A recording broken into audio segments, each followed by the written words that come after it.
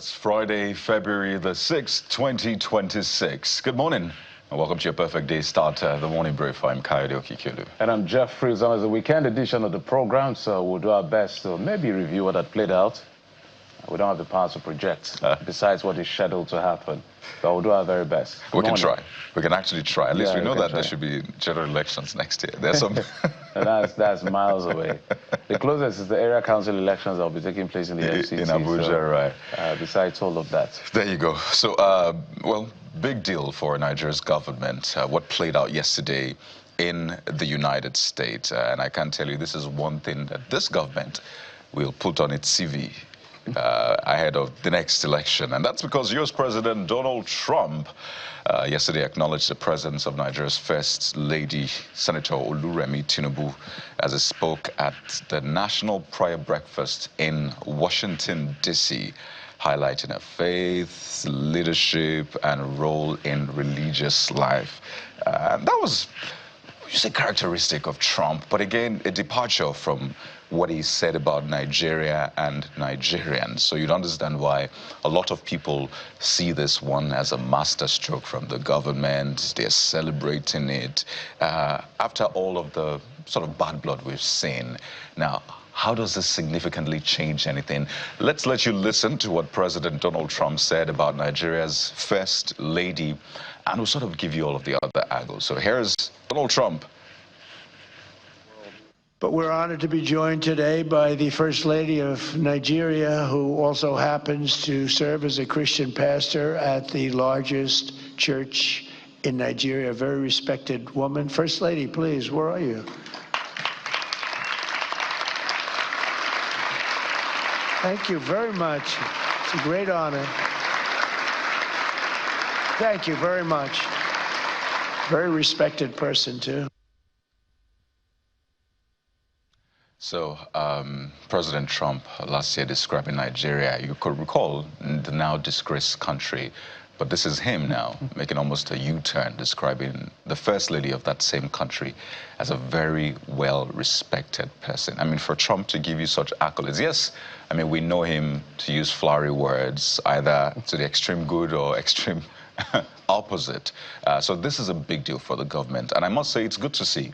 Because, you know, politics is a lot about the theatrics as well, the optics. It's almost like theater in the sense. And there needs to be that performance. That's why a lot of people love the campaigns. They love just to look at their leader speak, even if he's not doing anything. Just have that persona, the theatrics. So this is good. But then after the theatrics, after the performances, then comes the real deal. Because as the U.S. President Donald Trump was acknowledging the First Lady, the people of Kwara in Kwara State are still mourning. A lot of them still don't know where their families are. So there's still that real issue of insecurity, which he had frowned against, right, with the genocide. That's how it's been described, that occurred in Kwara State on Tuesday. But some will say that the lobbying money may just be working. You recall the $9 million and all of the controversy around it. So they say that this government has indeed landed a major masterstroke, one that a lot of people should learn from. In fact, they say that President Tinubu is a master strategist. But again, we have to balance it with the reality on ground. While he's doing great with all of the politics, the optics, with Trump anyway, and a lot of other countries, I must say, there is a real work that needs to be done at home. It is cheery to hear about the release of the victims in Kaduna State, but we'll still have pockets of incidents, major ones, Katsina in Benue, and the rest. But Jeffrey, Nigeria's First Lady is a very, very well-respected person, according to President Trump. And as I said, this is one that this government will celebrate to the high heavens. I think the lobby is working. You have to give it to the APC, except you don't know their history, how they got into government. There's a lot that Nigerians are familiar with and may not be familiar with, but in terms of managing narrative, I think they may have... You give it to the APC? Yeah, I give it to them. I think they have a better way of doing it than the PDP and maybe any other party right now. So they know how to manage all of these things. So you don't take things that Trump says to heart too deeply, because it can curse her out tomorrow. Just like he did. I don't even think he really knows her that much, to be very honest. But diplomacy, tact, and all of this is all this is all about. But it's important that they've been able to manage and douse certain kinds of tension because he wanted to come gun blazing and all of that. Well, we can argue about whether there's genocide or not. That is the position that Americans have taken. Just like I rightly posited, two things happened while she was away, good and bad. The killing and massacre of the people in Kayama in the Kwara state and the release of persons that were abducted in Kaduna state. So it's a mixed bag of many things. It just shows that we have a lot of problem. So this endorsement is just good for, or this commendation, as I would say, is good for managing narrative, essentially because she's a pastor in the Redeemed Christian Church of God, perhaps the biggest church in Nigeria and one of the biggest churches in the world. So that kind of appeals to him. If you know Trump, this is not necessarily about Remi Tinubu. This works for his base. He appeals to that evangelical base, conservative base. So things like this work for him. So it ties quickly. So it was a smart move, whoever planned this, to make sure it was the First Lady that visited and went for that prayer conference. But to be honest, I don't think he really knows that much. But he has to say what he has to say. So good one. As Kayode, you've said, the major work is to make sure. I don't think there's any society where you don't have incidents of, killings or crime or the other. But our own is becoming way too much. It's almost like a crime scene. And Nigeria shouldn't be a crime scene. So please, while you do your management of the lobbying and managing narrative, fix your home. Absolutely. That's the point. So does that change the designation, the country of particular concern? Does it change the visa limitations? Does it change generally the outlook of Nigeria? We'll wait to see the fruits of this particular labor. But let's come back home. Something quite interesting played out yesterday in the political space. Nigeria now has 2 new political parties. We used to have 19, but Jeffrey, we now have 21. You say you want 5, but INEC said, hold my cup. Let's give you extra 2, so we'll have 21. I'm not saying I want 5. We can have 5 vibrant parties, right? At least between 3 to 5. Vibrant ones that could always take out the other person, either by literally knocking them out or forming a coalition in that sense, so that nobody sits pretty. Right now, APC is too comfortable, too relaxed, too 31 governors, majority in the House of Senate and the House of Representatives. Even if you are the one, you'll be relaxed. And that is not good for democracy. You need to sit on the edge. So we need that kind of... So congratulations to the new political parties. I think one is Nigerian Democratic Congress. Yes. And the other is... Democratic Leadership Alliance. So DLA and NDC. And there's an NDC in Ghana, by the way. That's the ruling party. And then there's MPP. I doubt there is any link. So say hello to the new political parties in Nigeria. Where we've not seen the unveiling of their logo, their chairman, I hope they will not start having all problems of from the beginning. The national executive. But the names of the political parties: Democratic Leadership Alliance. So you get used to them, DLA, and Nigeria Democratic Congress, NDC. We'll wait to get, of course, the leadership list, all of the workings, and I know it's an option for you. But, Jeffrey's quite interesting. 171 bodies, organizations, groups actually applied. And only 2 survived. Only 2. In fact, 1 survived. The other one, that's the NDC, is as a result of a federal high court order, which mandated INEC to now recognize them as a political party. Let me tell you the day Nigeria will change. The day Nigeria will change is the day that INEC will be truly independent. INEC is really not that independent. And that takes me to my next point, Jeff. INEC is truly not independent. The day Nigeria will change is when we have a brave, fearless leadership of INEC, lieutenants across the states who don't mind, even if it will cost them their life, God forbid, to do the right thing. Then Nigeria will change. Because you see these politicians, some of them, I always say, because not all of them are bad. Not all politicians are bad. Some of them, let me not use the word that comes through my mind. Whatever will work, feel free, Jeffrey. They will undermine it. And we can say that yesterday, INEC used 2 stones to kill a bird. And I said that deliberately, because INEC was able to sort of recognize now one group has been claiming, well, the leadership position in the PDP. So yesterday, the INEC met with the group that is loyal to the FCT minister, Nyesom Wike. So some tacit recognition, you may say, in that sense. And that party now led by Abdurrahman Mohammed. In fact, the designation on his seat at the INEC headquarters had PDP chairman. So it's a major blow. It's a heavy blow, you must say, for the other group, which is loyal to the Oyo State Governor, Seyi Makinde. And a lot of people are wondering, what exactly is INEC playing at?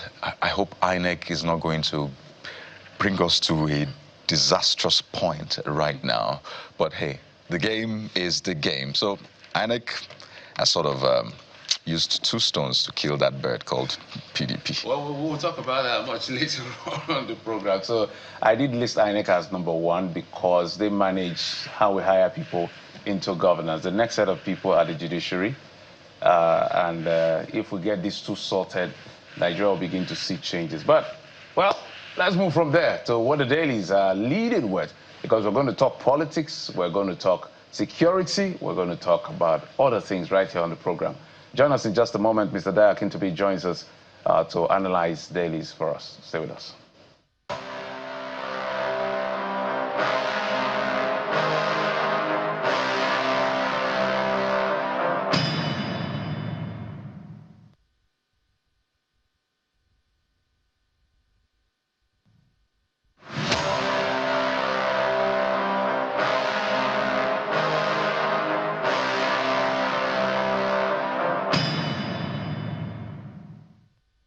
Welcome back. Let's bring in Mr. Dayakintobi. He's a journalist joining us right here in our Lagos studio. You look like you have not left London.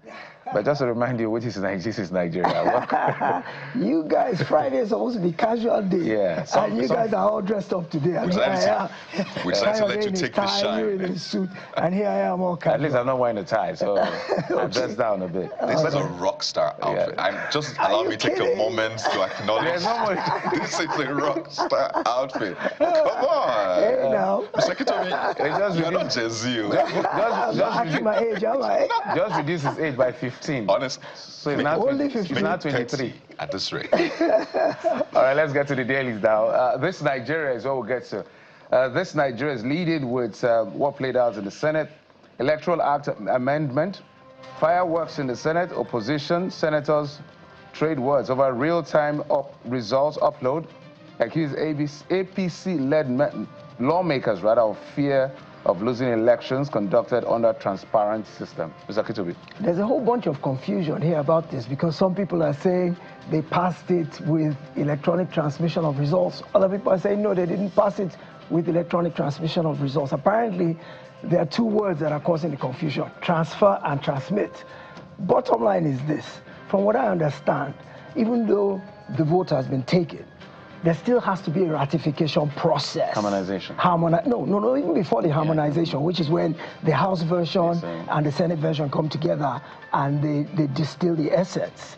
But even before that happens, it has to go through a process in the Senate called votes and something ratification. That at that point, they will need to clarify what exactly they voted for and was passed. So there's still a hope for this to be fixed at this point. But the general sense seems to be that we all believe they didn't pass this electronic submission of votes, that they voted it down. They decided to maintain the status quo with the 2022 law, which essentially gives INEC discretion. That's what the Senate President said. But at Baribe, the Senator will let so that is not what we agreed. That's not what we agreed. So something is happening. Absolutely. Something is amiss. And I believe before the whole process plays out, we will find out. Because they still need to go through this additional process before they harmonize. Bottom line is Nigerians want electronic submission of votes. We still feel to some extent disgruntled about how 2023 played out because we assumed then that electronic transmission of votes was a given. Then the Supreme Court came and said, well, it was not extant law, that INEC had the discretion to use it, and when they tried to do it and it didn't work, they were still permitted to count it, to submit it the manual way.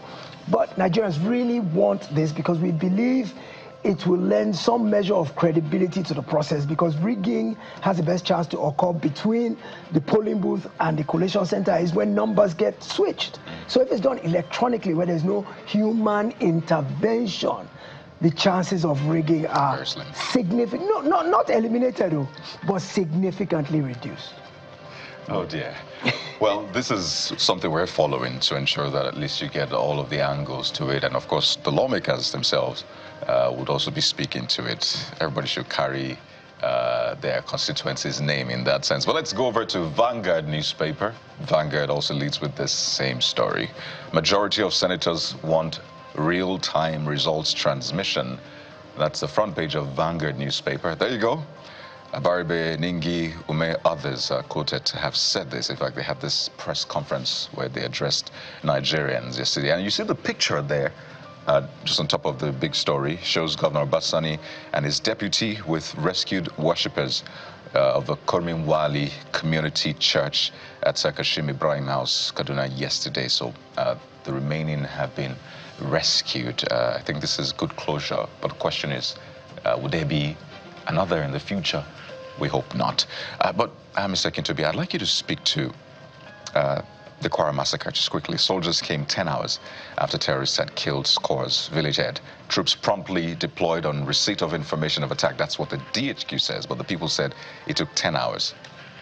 That's even more unconscionable, because the community was warned ahead. They received a letter about time and again. 2 weeks ahead. They received a letter saying this was going to happen, and they notified the authorities that we've been issued these threats. Can you do something to protect us?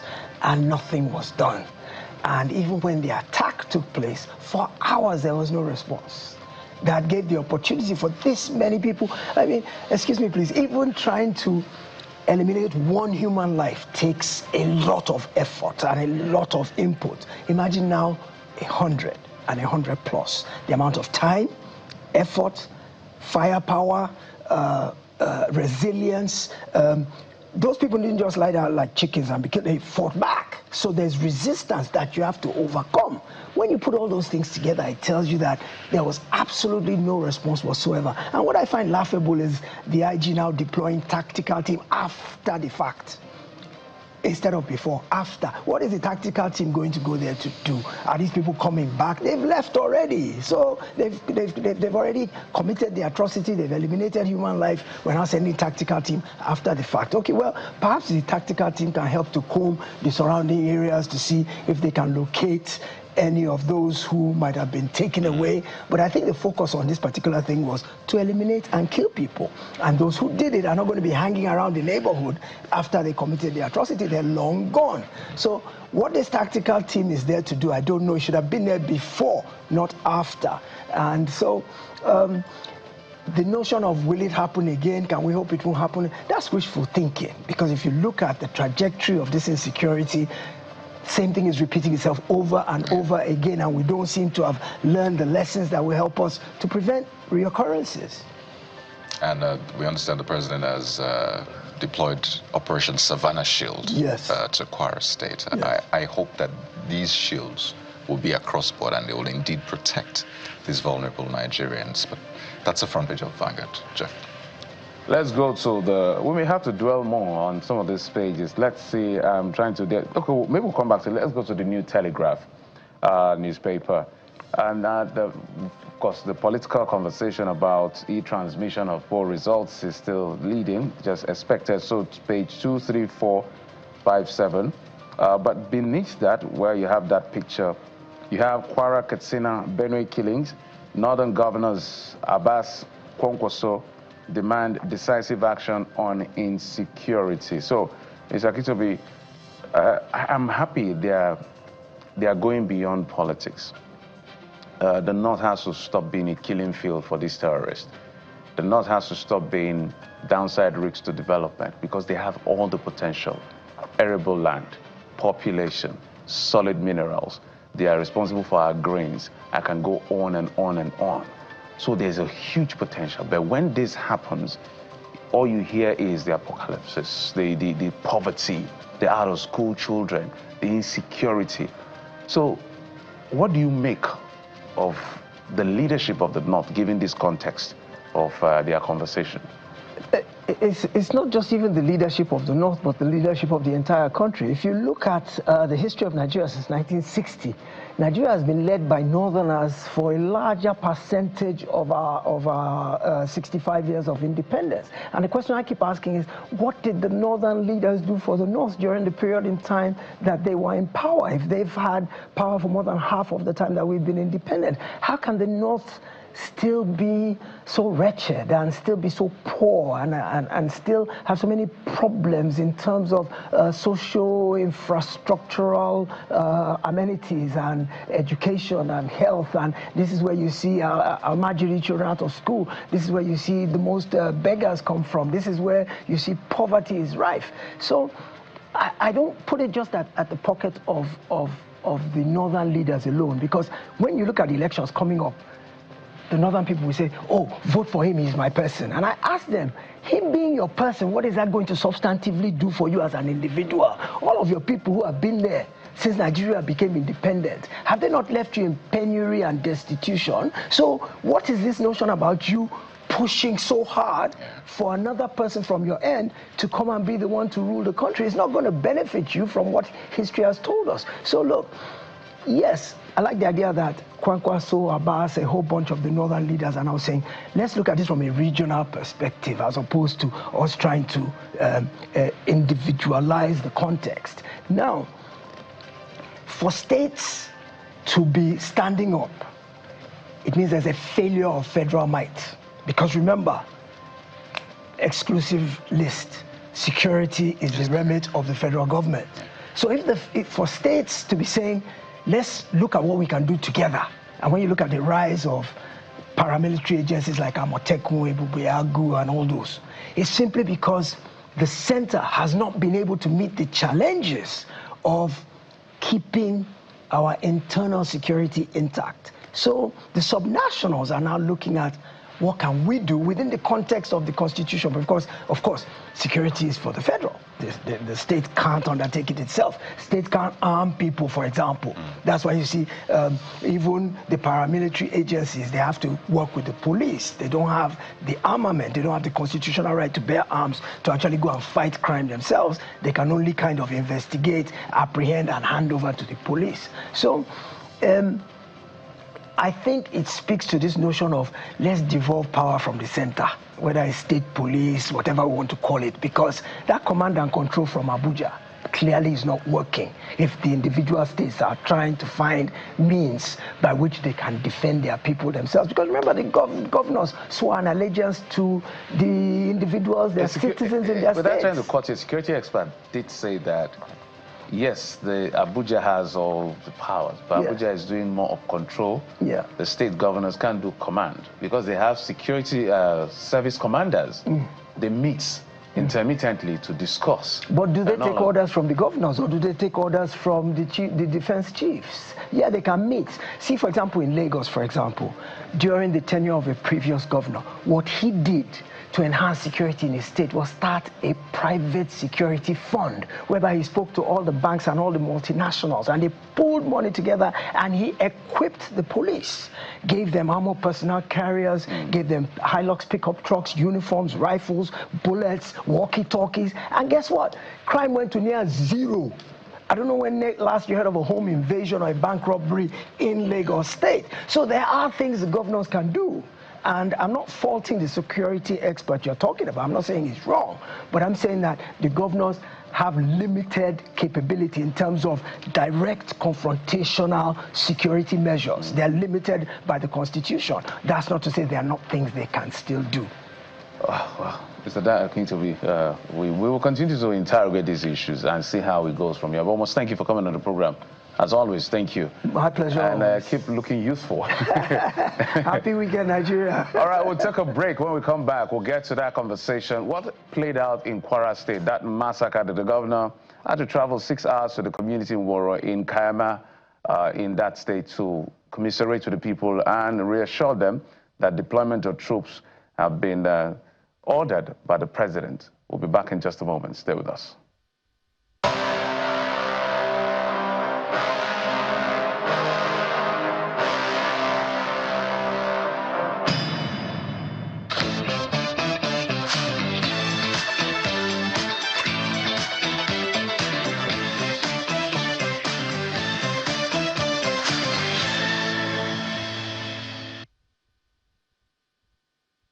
welcome back. Let's talk about that massacre at Kwara village, Kayama local government area of Kwara State.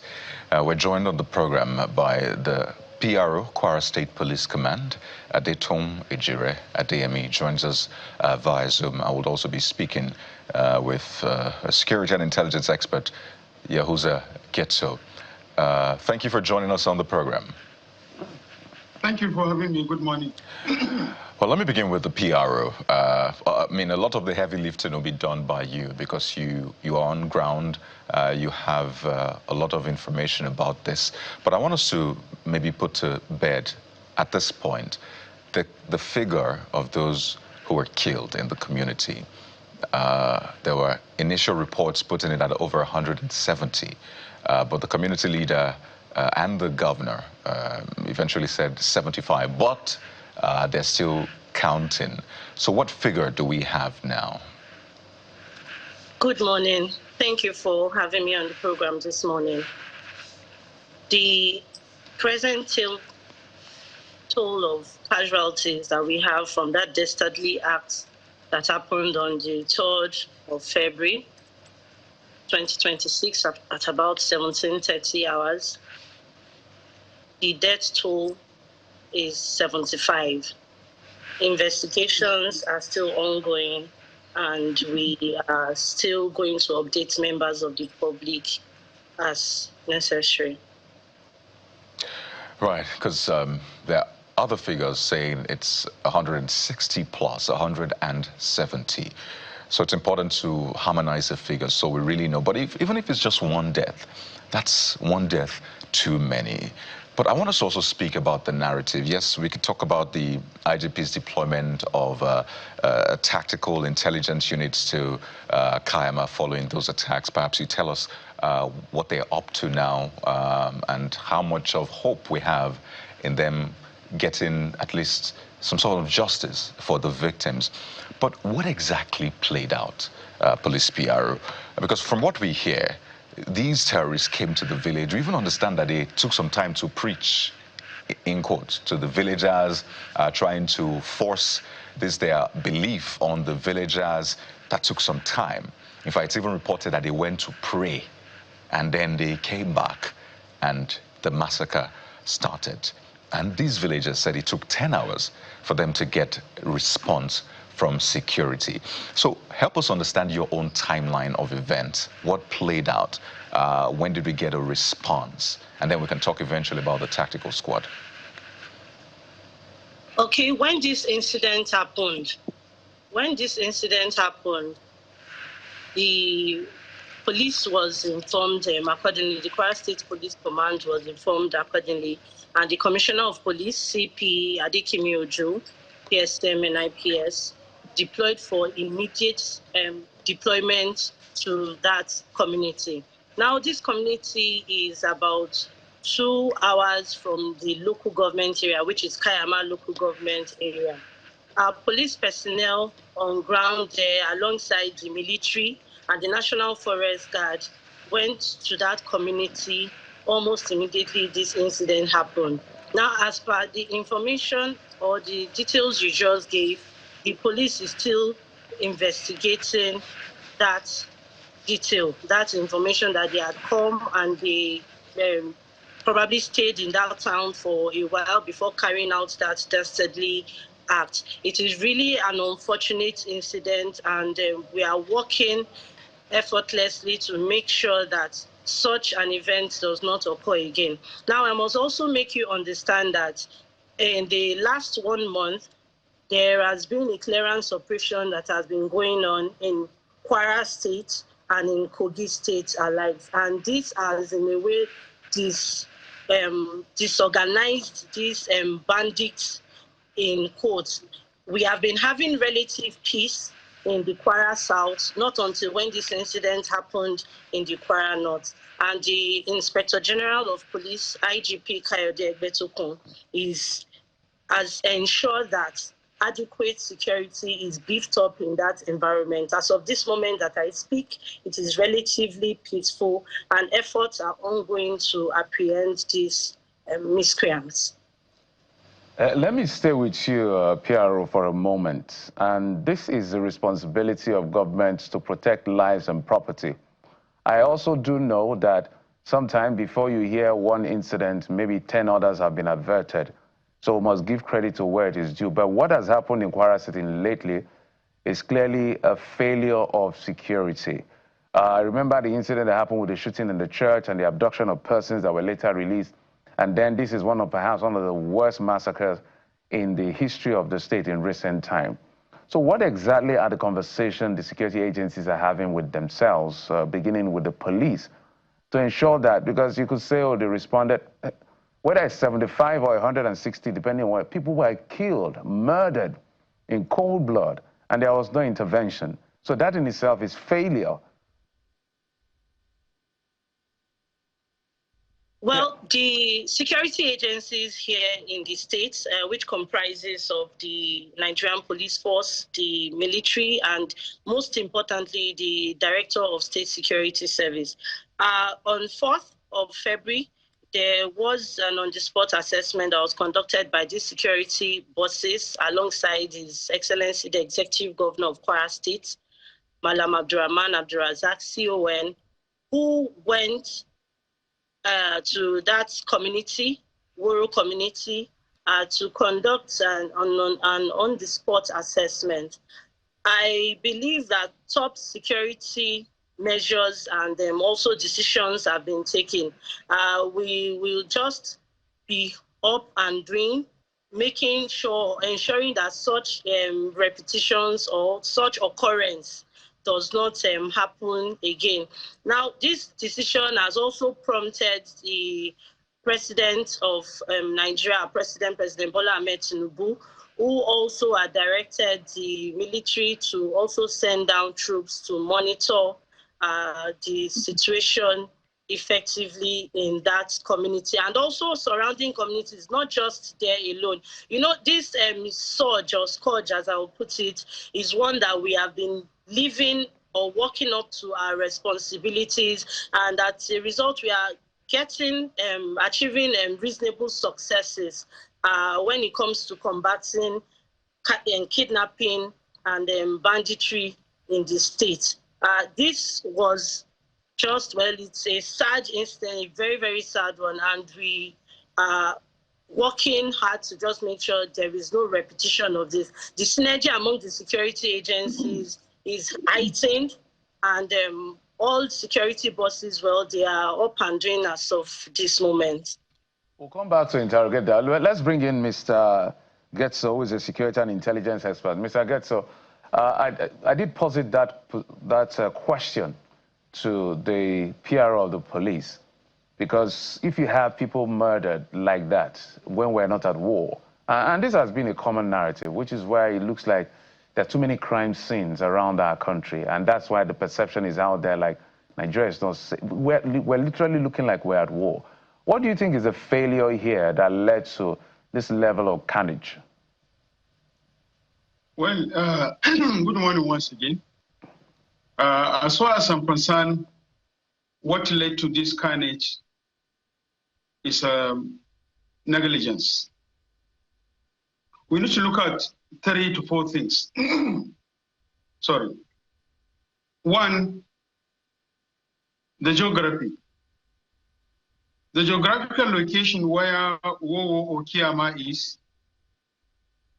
covered by a forest and to some extent a partial difficult terrain. That is one. Secondly, who are these guys that committed this offense? These guys that committed this offense are organized team of Kwara. They are not Boko Haram. In 2016, 2017, 2018, I have conducted a physical research in that area. And also in 2023 and 2025 and 2024. I was also around that location. And I have alerted the federal government and all the institutions concerned about the threats, the coordinated presence of the Lakurawa, the bandits, and other teaming criminals who poses a serious threat to Kwara State, especially that Kiama local government, Bargu local government, by extension, Shanga down to Ingaski, as well as, to some extent, the link of that forest down to Kainji and Alawa communities or forests to some extent. Now, as far as I'm concerned, it is because of the government's inability to handle the situation as at when due that led to this carnage. I believe I must commend the security agencies for what they are doing, and also commend the government under the leadership of President Bola Ahmed Tinubu for the efforts they are making here and there. I cannot condemn them in totality, saying that they are not doing anything. But actually, there is a serious negligence from the government.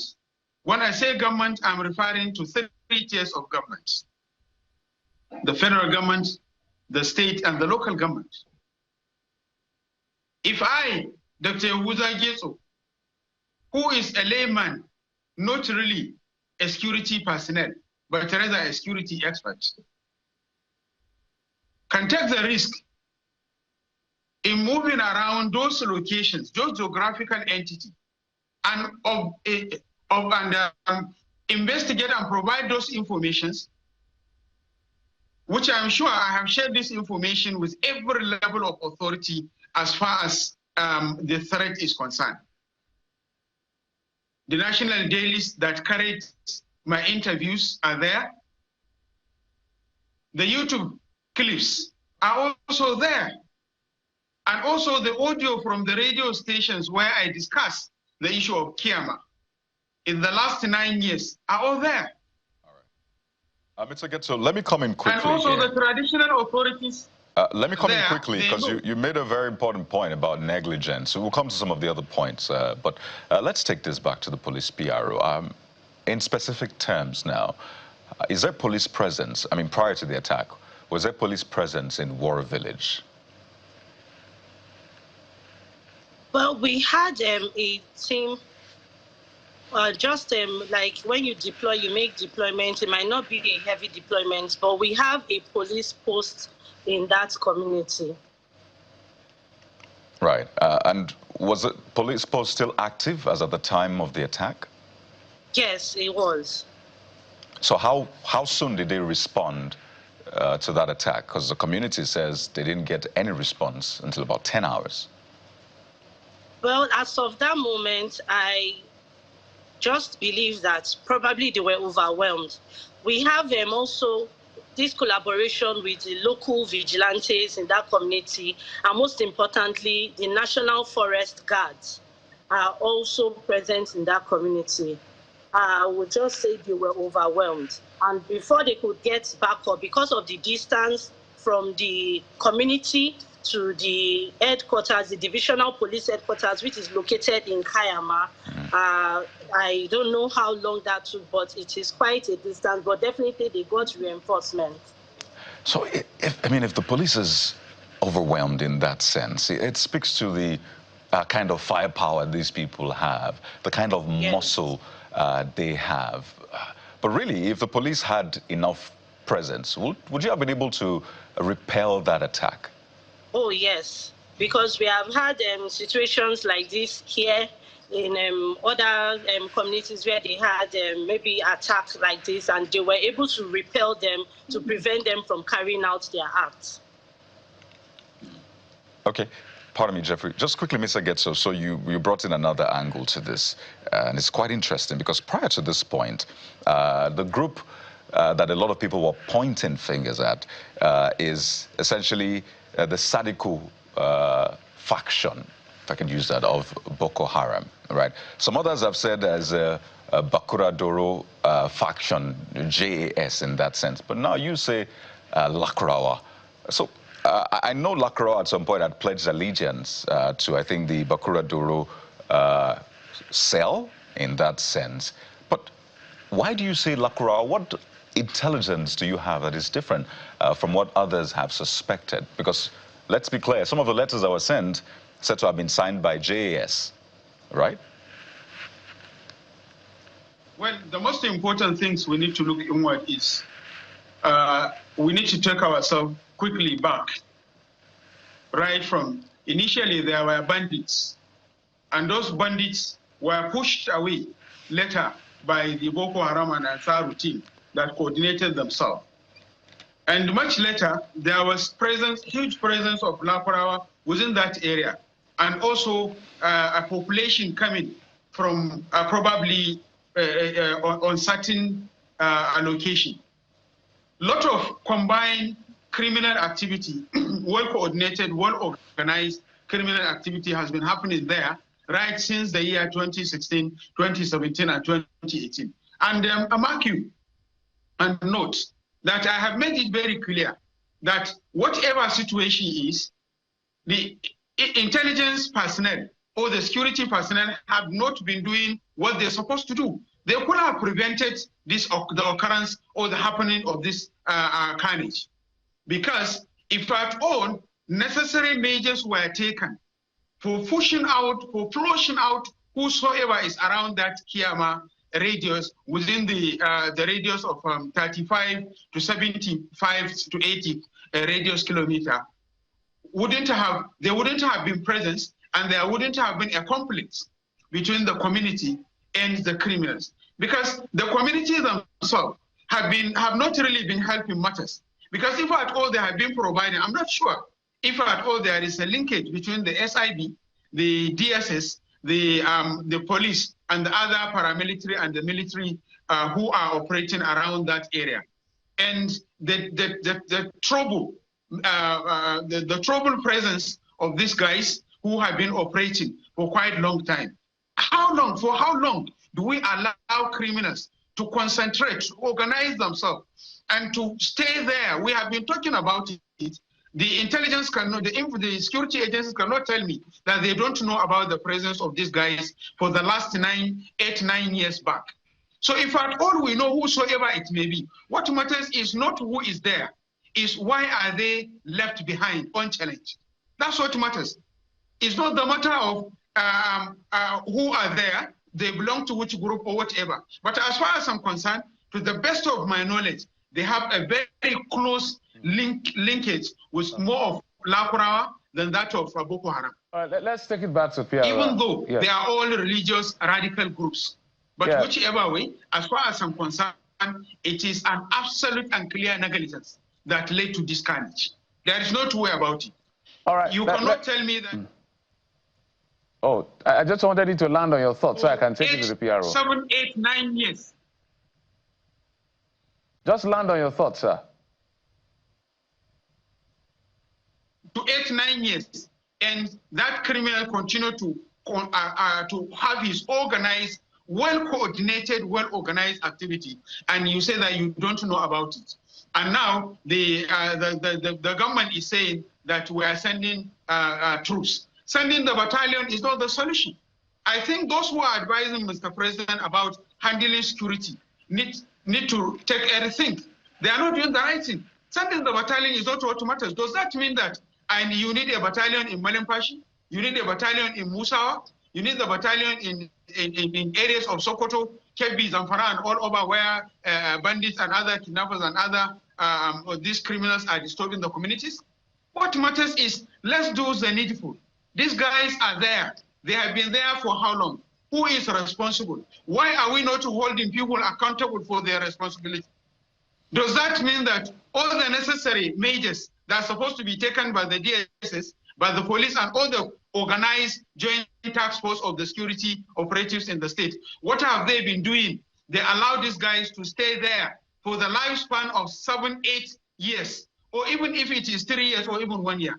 How many informations have we provided that government neglected and refused intentionally refuse to take the necessary measure. Because if at all the necessary measure, local government chairman cannot tell me that he is not aware of their presence in the last 6, 7 years.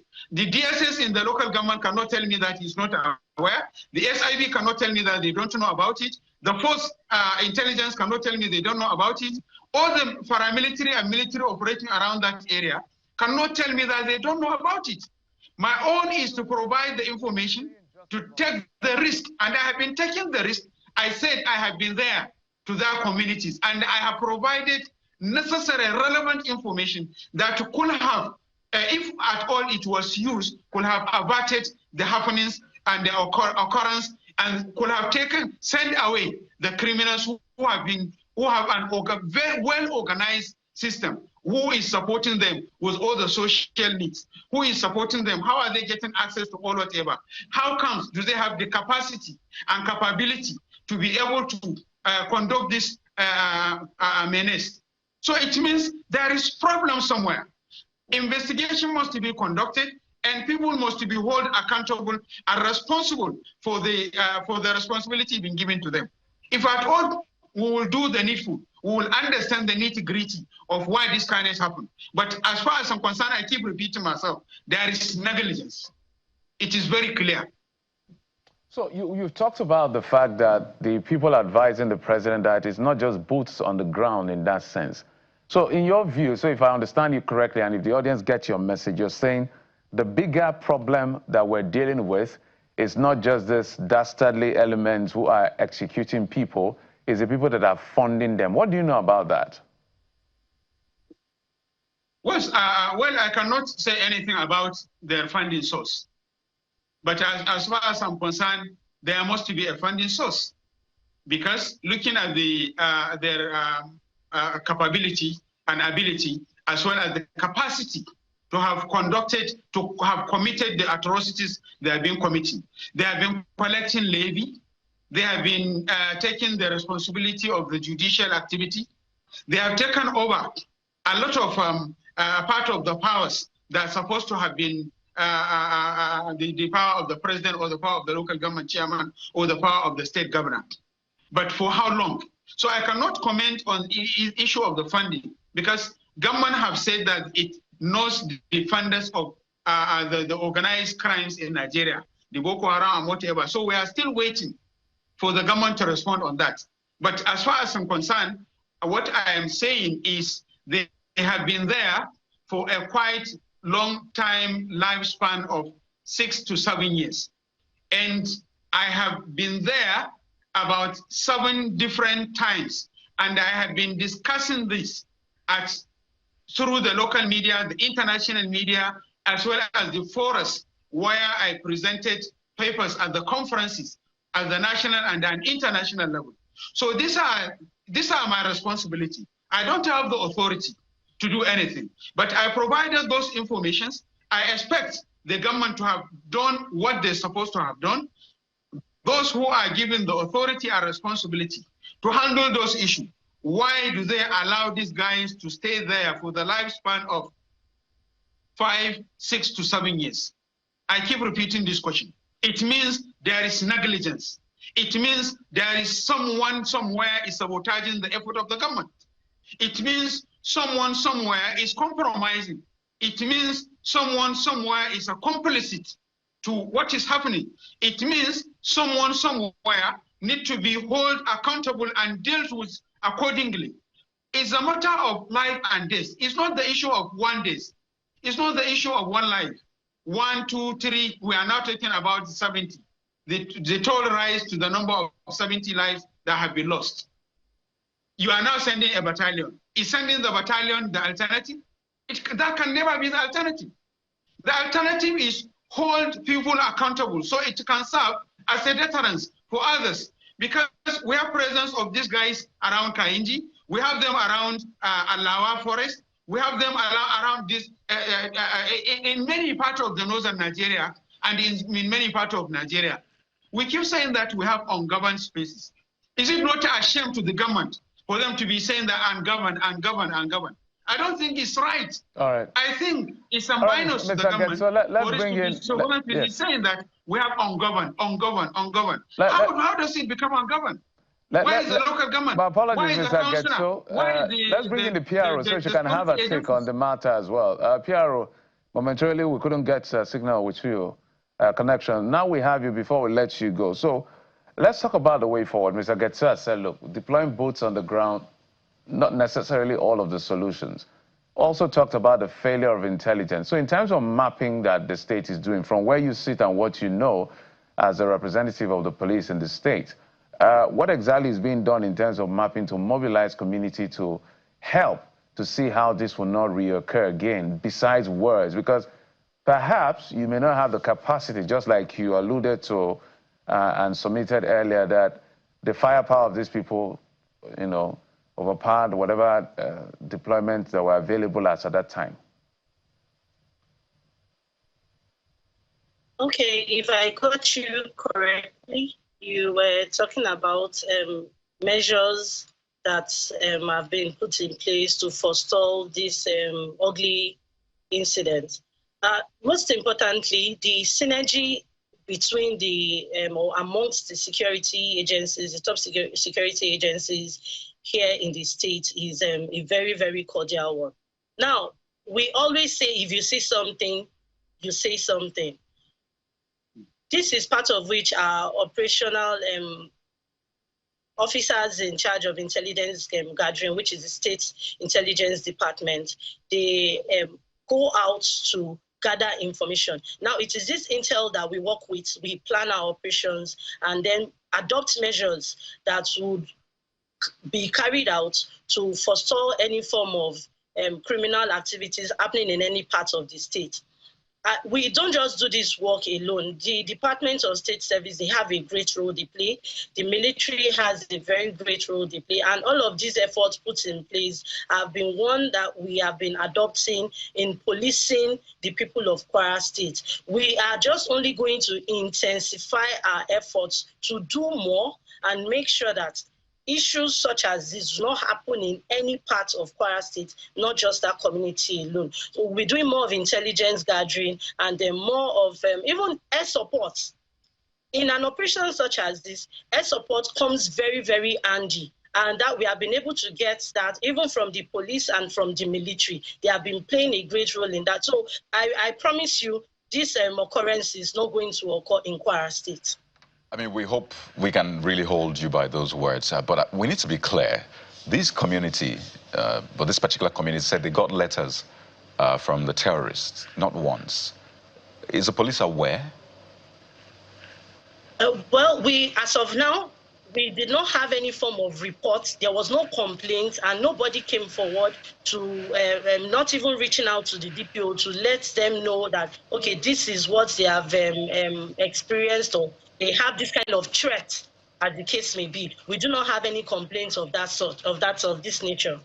Right, but is the police accessible easily to the people? Oh, yes. Yes, very, very accessible. And that is one of my responsibility as a spokesperson of the state, to make sure that we are available to the people. We always say our slogan, the police is your friend. I would say the police is your best friend, because if anything happens, the police is the first respondent. And we do not just take this responsibility and say, oh, yes, we are in charge. We also collaborate with other security outfits, even as the vigilante group. We synergize with them, because this vigilante, I love to give them their credits, because these personnel, they know the terrain very well. They sometimes even get information, and we relate to the police, and we come to put heads together and carry out operations or strategies on how to avoid criminal elements, or even avoiding the incidents as a whole. Now, we with the National Forest Guards, and we will just keep working. We'll make sure we beef up the synergy between the security outfits to police the people of Kwara State. That's great to hear. So was this Lakurawa or Boko Haram? Quickly. Well, investigations are still going on to ascertain who this group are. And nobody has claimed responsibility as far as you're aware? No. PRO Kwara State Police Command, Adetong Ejire Adeyemi, thank you for your time on the program this morning. We've also been speaking with Mr. Yahuza Getso, security and intelligence expert. I think the blend of your perspectives did well for this conversation. So thank you once again. Thank you for having me. Well, we keep our eyes on what's playing out, who's responsible, what is being done to apprehend them, get justice for the people. We'll take a quick break now, and we'll speak to that very thorny issue around electronic. Is it transmission? Is it transfer? In a moment, stay with us. Welcome back. Controversy rages in the upper legislative chambers. The Senate, now the Electoral Act Amendment Bill, or repeal and reenactment bill, is supposed to have been ready, but it's not ready yet. But both chambers have passed their own version, and there's going to be an harmonization. But that is not the story. The story is the yearning of Nigerians to see how you can see results in real time being transmitted from polling units to the IREP portal for deepen confidence in the system. Now, that was part of the highlight of the provision of this amendment in Section 60. Now, the House of Representatives said they are all for it. But it looks like something played out in the Senate, that even the senators themselves are a bit not sure what is happening. Everybody's saying this. Some people are saying this, the others are saying that. We'll break it down in just a moment. But let me bring in my guest. He was a former principal officer in the Nigerian Senate and an ambassador designate. Senator Itayanang joins us from Abuja studio. Distinguished, thank you so much for coming on the program. Thank you so very much, and good morning, Nigeria. Good morning. Distinguished, I want to play the track. I hope he's ready. That the remark by the Senate President, which perhaps gave reason for the response by the opposition led by Abaribe. So let's take a listen to the Senate President and the person who raised the concern. Transmission. We should retain what is in the existing extant law, which is transfer. I second. Those in support say aye. Those against say nay. The ayes have it. This Senate, under my watch, has not rejected electronic transmission of results. It's in my interest as a participant in the next election for such to be done. So please don't go with the crowd. Don't go with the crowd. We have retained what was in the previous provision.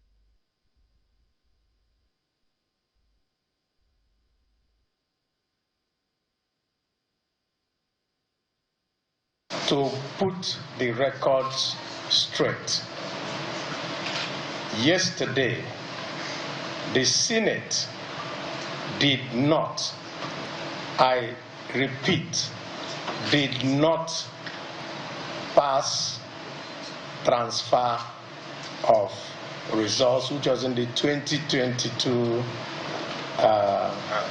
Act. What we passed, and which the Senate President himself, when he was doing a clarification sitting on his chair, is transmission of results. Transmit, not transfer. What is in 2022 is transfer. And we don't want a law that is vague. We don't want a law that will be misinterpreted by anybody. We want a law that is clear, concise, and can be interpreted by all, and that is unambiguous. So it is electronic transmission of results, yes. I can assure you, on my honor, and the honor of all of us who are standing here, that both the Electoral Committee of the Senate, then the Ad hoc Committee of the Senate, and also in the executive session that we had, that we all agreed on Section 63, which is electronic transmission of votes. Distinguished, I don't know who is confusing who and who is not clear about what. If I heard the Senate President very well, I said we did not remove, but we retained. Means maybe the previous. The word that was used in this particular provision says, that's section 6, subsection 3. That's clause 60, subsection 3. The Commission shall electronically transmit the results from each polling unit to IREP portal in real time, and such transmission shall be done simultaneously with a physical collation of results. I'm sure you've seen what has played out. You understand rules and business. Help us make sense of what is happening here. Thank you very much. And let me also say that by providence, the National Assembly, the House of Representatives, I was one of the consultants that worked with the House of Representatives on the Electoral Act amendment, and I attended all the conferences and meetings that we held as consultants under Wankwo of Policy and Legal Advocacy Center, Clement Wankwo in Lagos. And I want to also say that there is no ambiguity. And this, we are talking about documents, and we are talking about legislative documents and legislative process. The only way you can understand what the Senate passed or what any legislative house passed is a look at the vote and proceedings. To my knowledge, and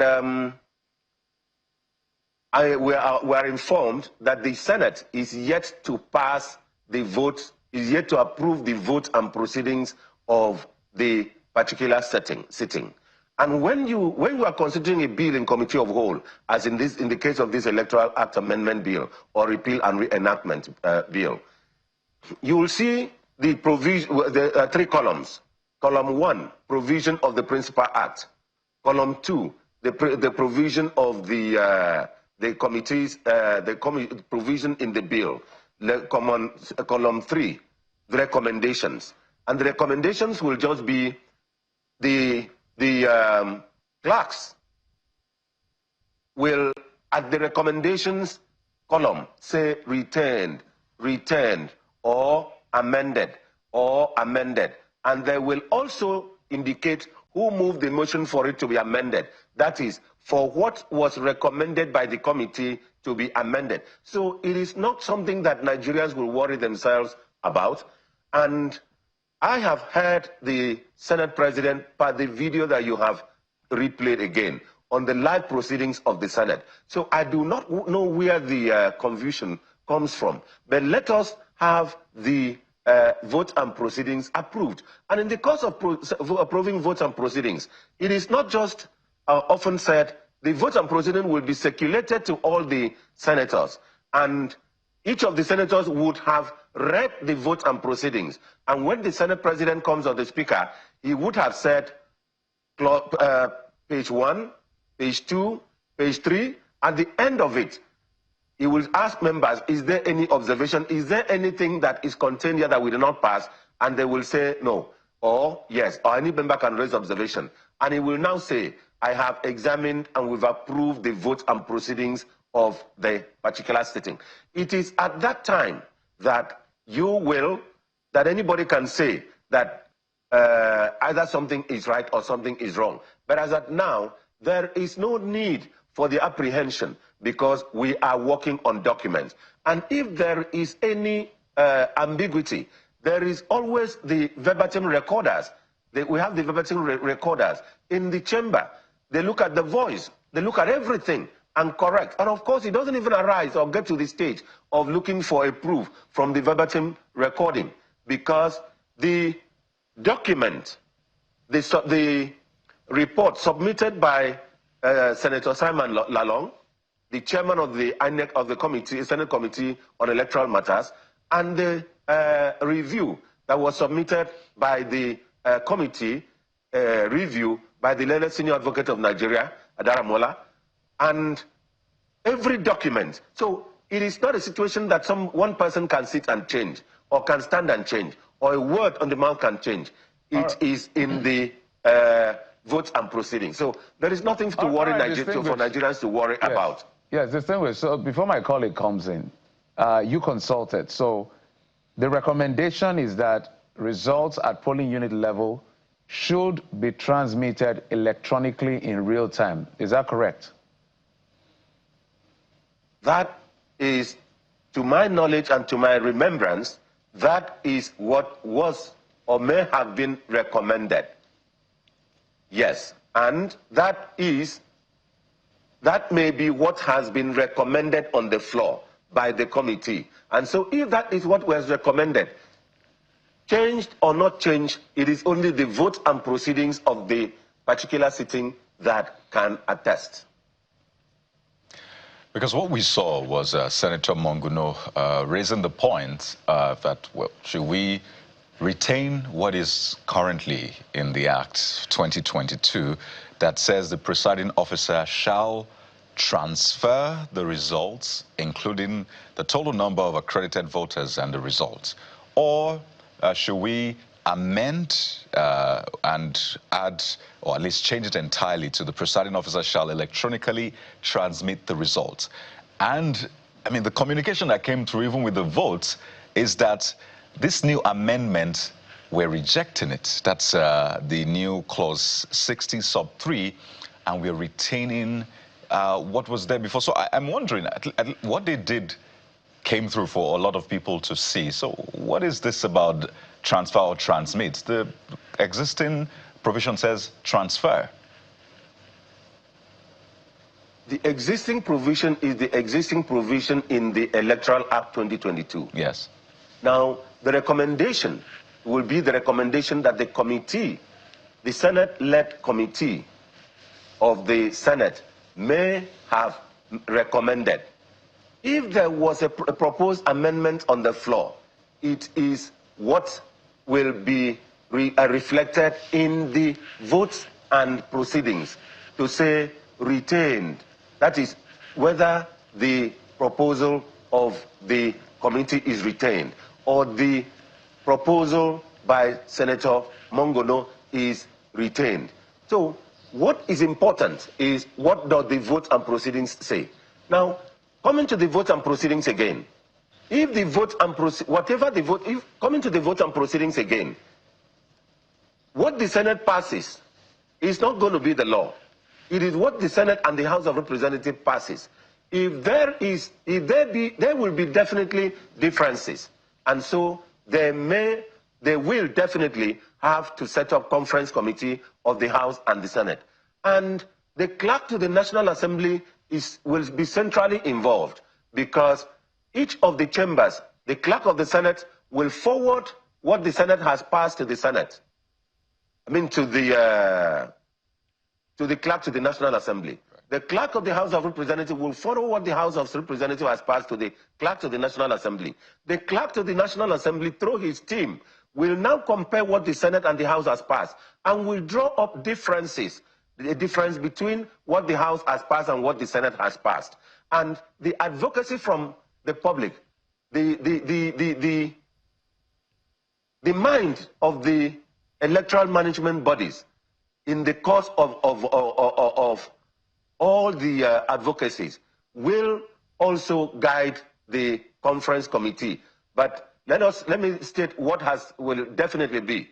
The conference committee will either take the version of the House or the version of the Senate. And of course, if the Senate and the Senate members, the senators, say that this is not what we passed, and in the course of approving the vote, even after approving the vote and proceedings, a member may move a motion for recommittal of the bill.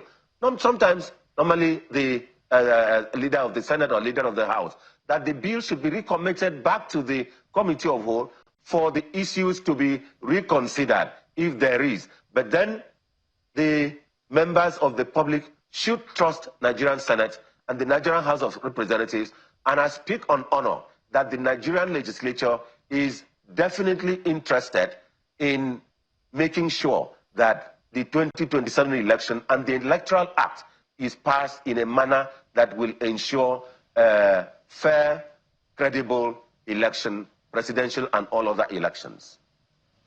So the thing is, so let's you have done your explainers. I think the context is quite clear. All Nigerians are watching, and I think it's debatable And literally, if you look through the pulse of the people, given the fact that we have seen technology in financing, that's fintech now, in calls, in the things we do, technology is all around us.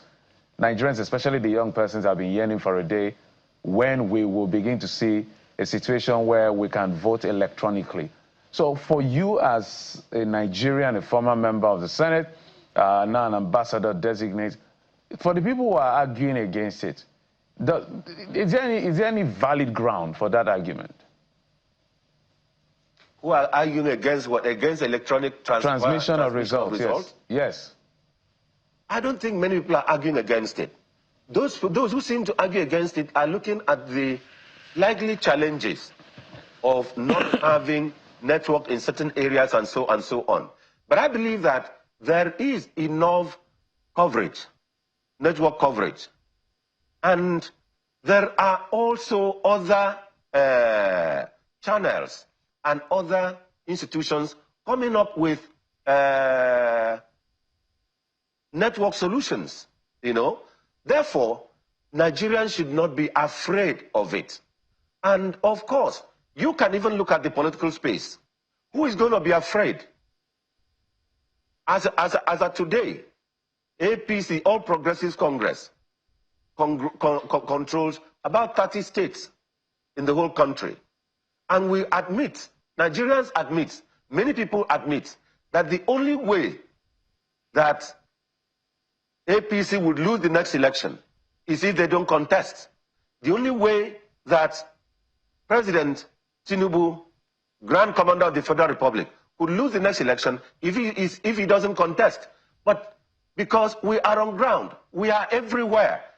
Everywhere we are receiving more than we expected. Everybody wants to be in APC. All the governors, all the members of the National Assembly. We have more than 2/3 in the House of Representatives. We have more than 2/3 in the Senate. We have more than 2/3 of all the states. So who is afraid? Definitely it is not APC. So I want Nigerians to have confidence that the APC-led Senate, that the APC-led House of Representatives, that the APC-led National Assembly is definitely interested in delivering for Nigeria and for Nigerians, and electronically a project, a fair and credible electoral act, an electoral law that will deliver acceptable election result. Nothing to be afraid of. Have confidence in Nigeria and have confidence in our legislators. You will understand where Nigerians are coming from, Senator Enang. The 2023 election, for a lot of them, left a lot to be desired. In fact, some are still experiencing PTSD from the whole election result upload. You know, even for journalists, you know, we had prepared to receive the results on IREV, help Nigerians see like a second layer of authentication. So it will improve the trust of the people in election. And what did we have? An underwhelming outcome, which has caused a lot of people to now lose trust in the process. So when all this controversy around electronic transmission started again, a lot of them just said, you know what, that's it for me. We knew it. They were always going to find a way. But you are assuring Nigerians, Senator Enang, that for this next election, electronic transmission will be a thing, or at least that's what you expect, right? Yes. I want to further assure Nigerians that coming from my background, I think I'm one of the persons who has contested the highest number of elections in this country. I've contested the highest number of elections in this country. I've contested for councillorship. I've contested and won councillor, contested and won State House of Assembly in Akwa Ibom State, contested and won House of Representatives 4 times. 4 times. Contested and won Senate, and contested and won I contested the last election, participated in the last election of the 2023 at the gubernatorial level, at the party's level. And I have participated, and I was a great part of I was advisor to the President Buhari of blessed memory from 2015. And I was part of the process of all those efforts to manage the Electoral Act, which could not be passed in the first term and which was passed in the second term. I was part of the process. So if somebody has participated and seen much of the electoral process and the challenges, it is I. And it is that experience that, by God's grace and by providence of the House of Representatives, I was engaged. I was included among those who consulted for the committee. So I want to see, I've seen all. And we brought all our experience to bear. Indeed. So Nigerians should be rest assured. Have confidence in the National Assembly. Have confidence in the APC-led federal government. We will not mislead Nigerians. I must say, Senator Enang, 2027 elections will be fraud-free. We know your trajectory. I mean, we've spoken with you time and again during this whole process, and perhaps to congratulate you on the ambassadorial nominees list that you made at that time. But just quickly before we wind down, so INEC has announced that we have 2 more political parties, Democratic Leadership Alliance and Nigeria Democratic Congress, bringing the total number of political parties in Nigeria to 21.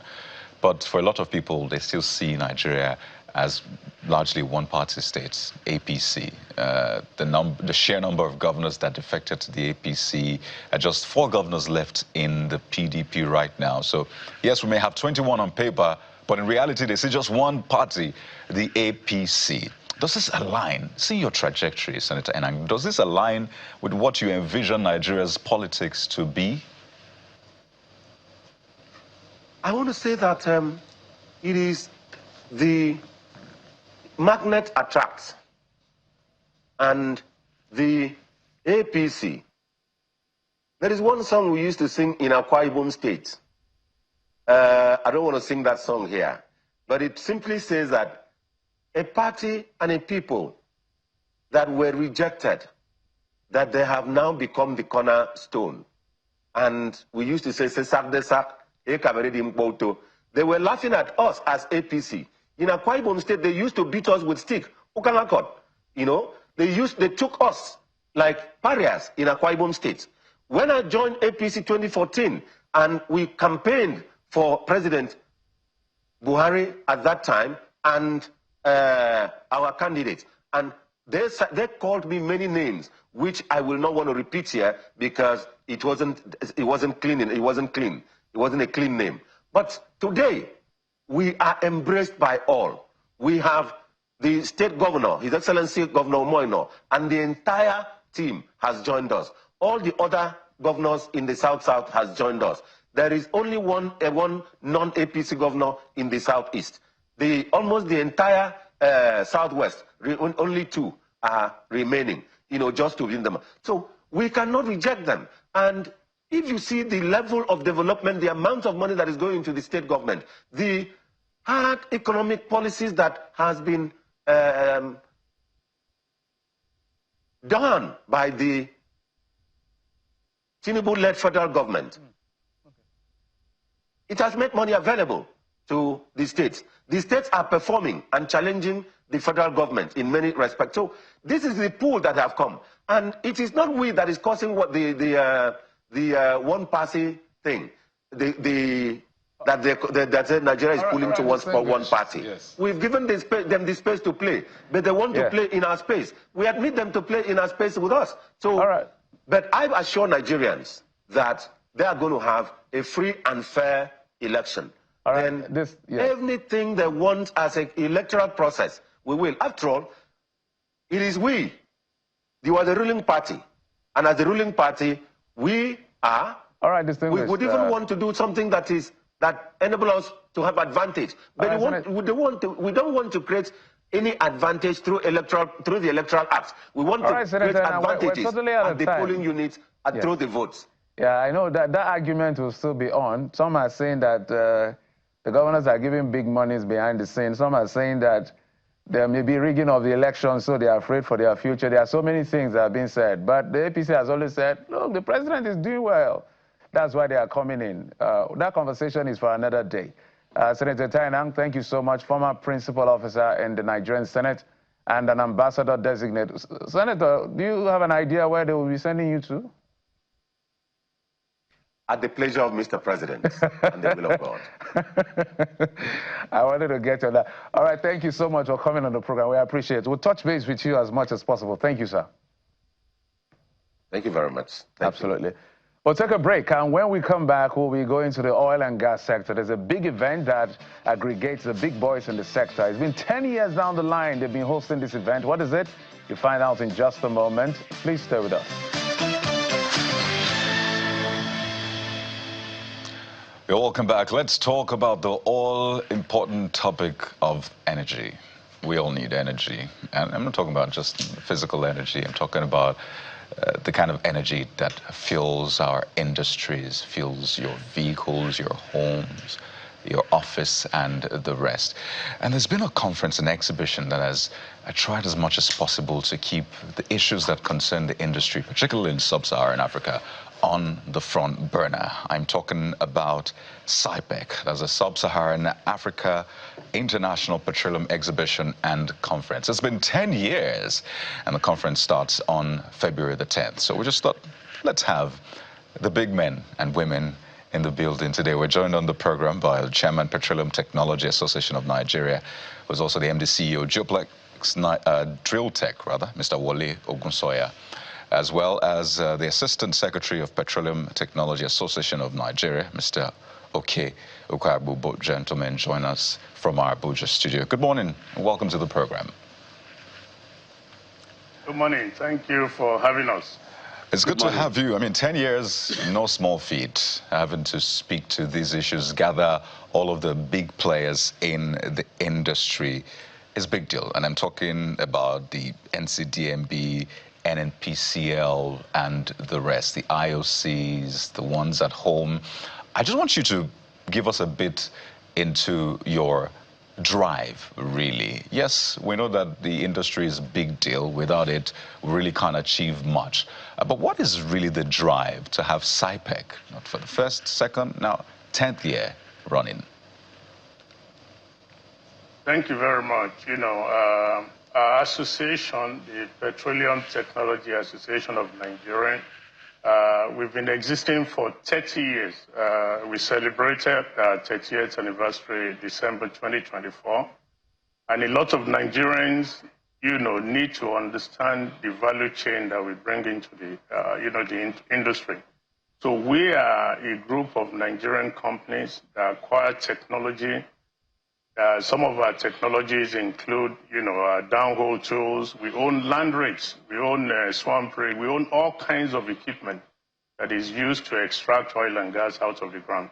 And these are businesses, these are jobs that were being done by expatriate companies 20, 30 years ago. So PETAN, in partnership with our partners, GAP, we established CYPEC 10 years ago. So CYPEC, as the name denotes, is for Sub-Saharan Africa International Petroleum Exhibition and Conference. We're bringing all our brothers across Africa, not just within Nigeria. As you said, of course, the ministers are coming.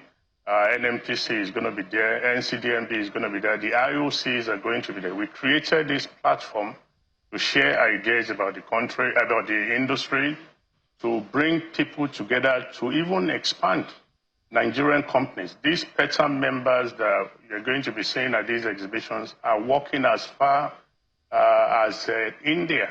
We have many of our members operating in India. We have many of our members operating in Kuwait, in Saudi Arabia, in Mozambique, with what we started in Nigeria. We're the backbone of this industry. A lot of people, an average Nigerian, doesn't see that picture, that in oil and gas, we're talking about value chain. From finding the oil, from extracting it, from processing it in the refinery like Dangote is doing, to using it in the downstream sector, using the gas to power our home. And of course, all those value chain across the upstream, midstream, and of course, the downstream of the industry. This is where PETAN members are embedded to ensure that we continue to keep value in Nigeria and, of course, taking that outside Nigeria. Now, it's very important that what we're doing here as indigenous companies, as we call us, our ability to take it outside Nigeria, essentially confirm that we can do this as good as anybody in the world. The other countries where our members are working, they will not allow us to work in those countries if we're not going to deliver the same service quality. That's how far we have gone. So CYPEC is a forum that we created to showcase this, to bring more Africans together. If you look at the statistics across Africa, Africa is considered to be energy poor. And what does that mean? We're consuming about a quarter of the electricity per capita that a European and American will consume. So which means we don't have enough power. It's not just about Nigeria alone. We're taking this into Africa. Right. We're taking it even beyond Africa to ensure that we're able to support and continue to promote, energy within Africa. And of course, Nigeria is our focus where we're taking this out. So CYPEC is essentially what we have been doing for 10 years. Right. And this year is our 10th anniversary, and we want to make it as big and showcase it, to the whole world. Absolutely. And yes, it's great to hear about the work that you're doing. Clearly, you have a lot of job cut out for you. Let me take this to Mr. Okebu and just get a sense of how you're planning to handle some of these major issues. Well, Mr. Ogunsoya has talked about the energy poverty. So we produce a lot in that sense, but when you look at us, it doesn't look like we own that wealth. It looks more like we own the poverty.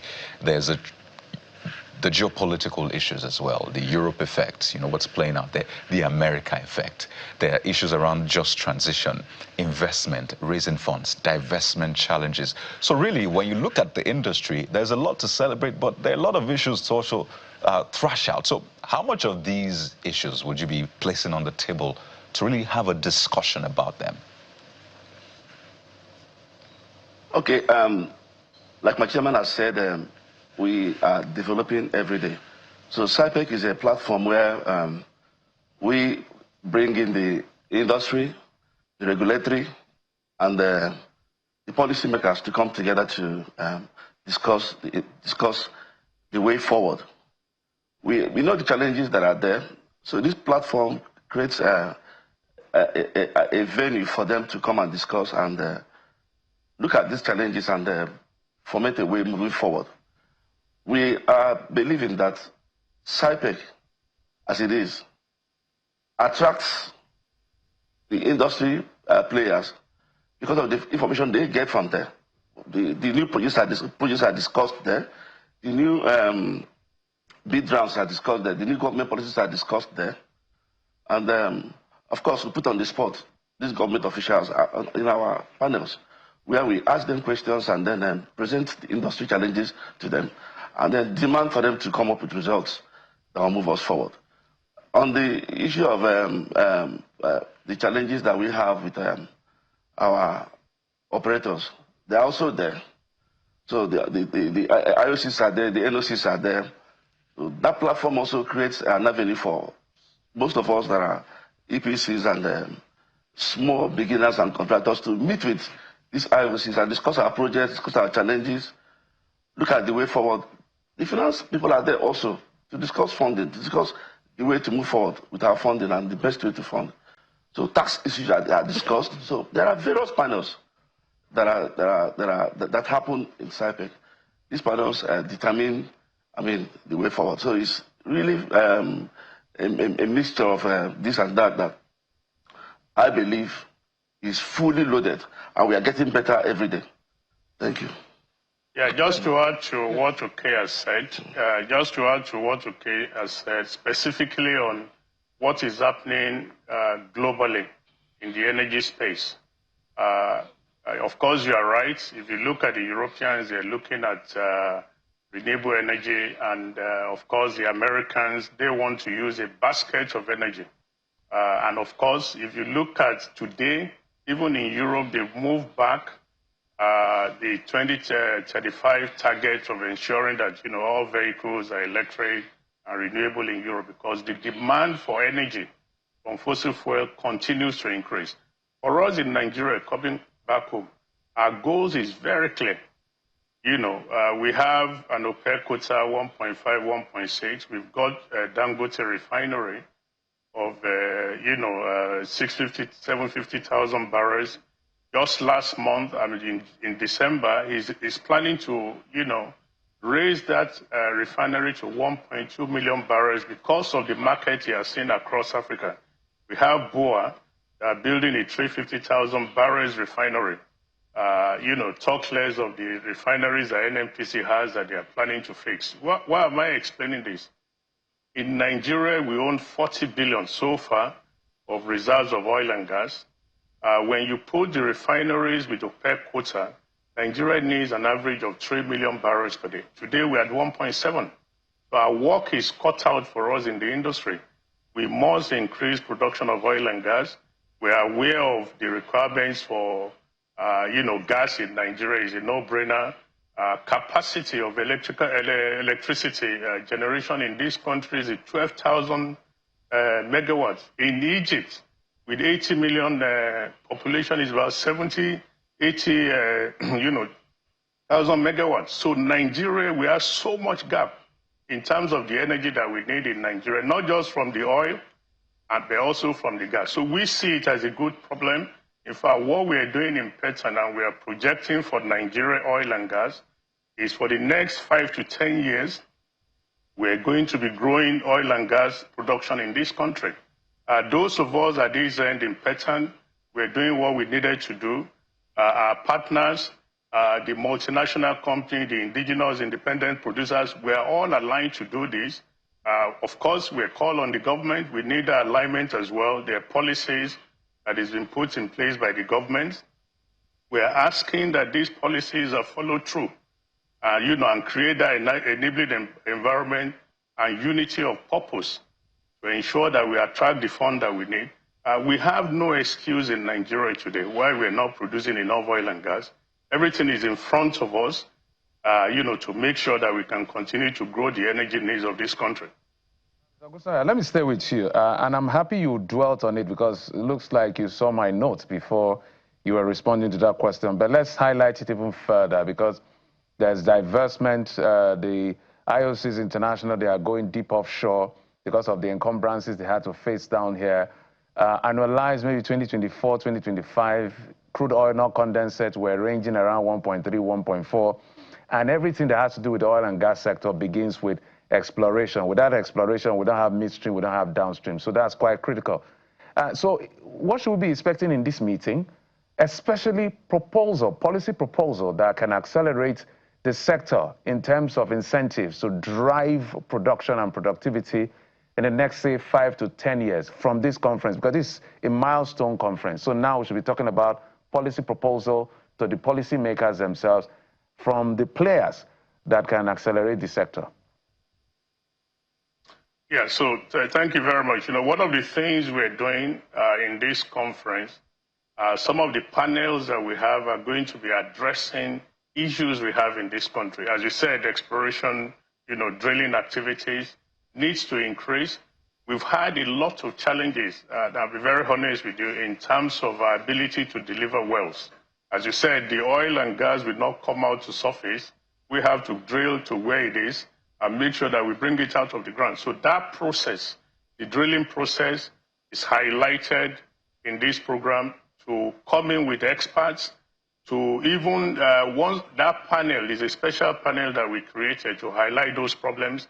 We're going to write a position paper on it, as you were alluding, that these are the challenges why we're not delivering wells at the rate that we should deliver it. Of course, we have challenges of available equipment, rigs, both offshore, deep water, and on land. Today, Petan members and other Nigerians are investing heavily on land rigs. So we're covering that space in terms of the requirements of the equipment to operate in land rig. We have a little bit of challenge in swamp to have enough swamp rig. Nigeria is blessed. We have oil in all terrain. We have it on land in the swamp. We have it in shallow waters, and we also have it in the deep water. So we're going to be highlighting the techniques and writing a position paper of our findings in this conference with the experts to show how we can drill this well more efficiently and cheaper to deliver those, production that we need. Secondly, that we're looking at, we're going to be advocating very seriously to the policymakers, to the regulator. Of course, we are all aware that Mr. President, issued directives, that the contracting cycle of oil and gas contracts in Nigeria should be within 6 months. All right. That was clearly stated in a gazette by the president. We're going to be highlighting that to the policymakers that we are not meeting that.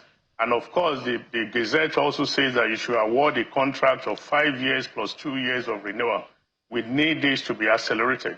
We cannot start work, we cannot even start drilling without those policies in place, without the contract we need to execute the work. Yeah, Mr. Gonya, we're totally out of time. We just have about a minute. So let me take it to the other guest, Mr. OK. Mr. OK, maybe you run through for us what the day, the venue, the time of this conference is expected. And in addition to what Mr. Gosa has said, is there also a panel to talk about financing, local financing in terms of local credit based, given the high interest rates we have here in Nigeria? You just have about 30 seconds, sir. Okay, thank you. The event will start on a Monday night. Actually, the opening ceremony is on Monday, but the major event starts on Tuesday. It will run through the week, and on Friday, we'll be having our golf tournament to close out.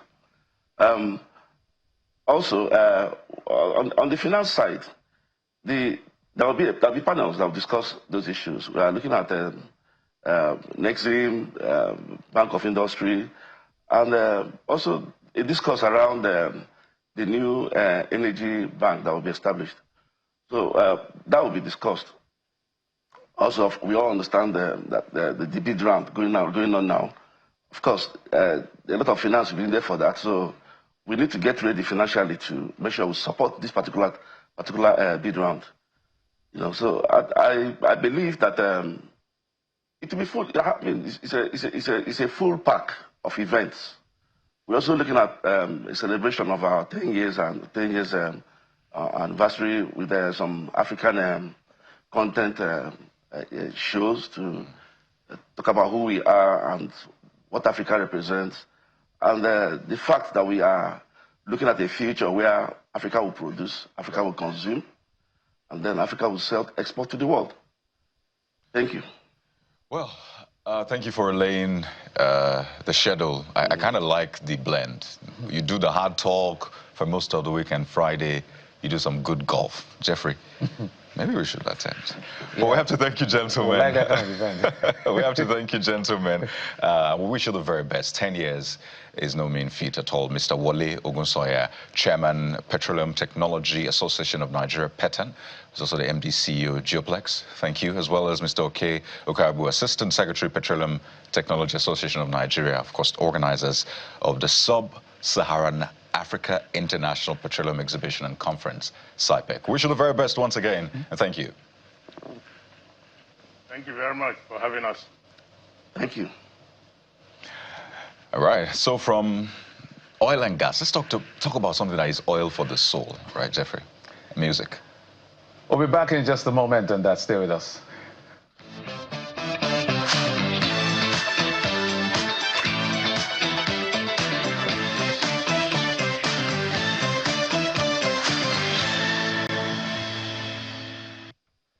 Welcome back. So, as Kayode said, oil for the soul. We're joined by Seun Idowu, who is a musician and a journalist. Yeah.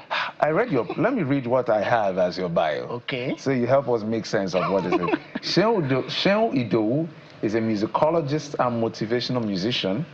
He performs wholesome music, seeking to uplift the soul and elevate humanity with inspiring and encouraging music. So this big grammar, what does it mean? So let me start with being a musicologist. So being a musicologist is someone who has read music, who understands the theory of music, who can analyze music, and who can produce music, who can coordinate music, and who can also perform. So it's a complete package. So, and that's reserved for those who have studied. A music scholar. Yeah, I studied music from Obafemi Awolowo University in Ile-Ife. Okay. So is it that you now saw music in journalism? Now decide, let me merge it. Because how did it happen? So I grew up with music and media. Oh, I see. So my dad is a poet, Akewi, the Yoruba version of poetry. So it's Ewi. So he's a poet and a gospel musician. Then he was once a journalist. So I grew up seeing him perform, rehearse, and minister. Then he was also working at the Broadcasting Corporation of Oyo State then in the 80s and in the 90s. As BCOS. So, yeah, exactly. So I grew up learning, imbibing all of that. Interesting. So you're still working with the broadcasting because you're working with BBC, right? Yeah. He worked with the BCOS. So it's amazing, right? So how do you then ensure that you're able to still explore all of these talents in spite of the fact that our work is very unforgiving with your time and schedule? So wait.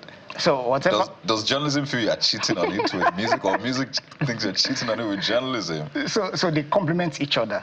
We are into humanities, you know, media, music, dance, drama. So they all complement one another.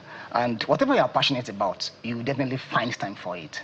So in my spare time, when I'm not in the office and I'm not doing media work, I'm in the studio composing, you know, recording my songs and filming my music videos.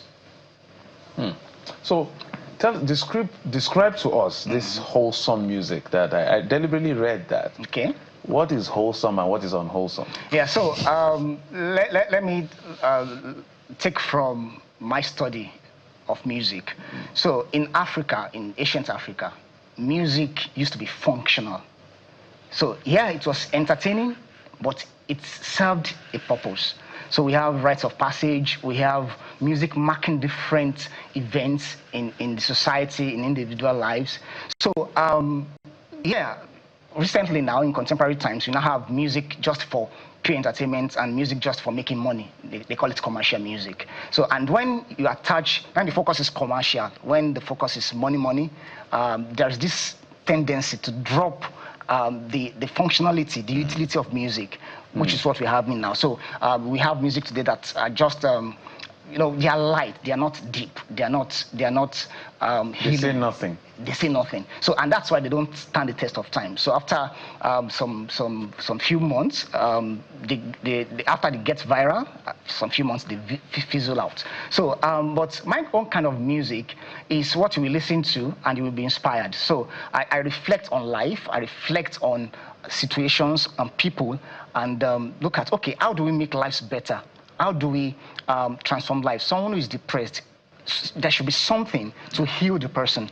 There should be something to transform the person. Someone is suicidal, there should be music for that person. Should not just be hinting about money, making money anyhow, but it should be something that will heal the soul. And that's what my music does.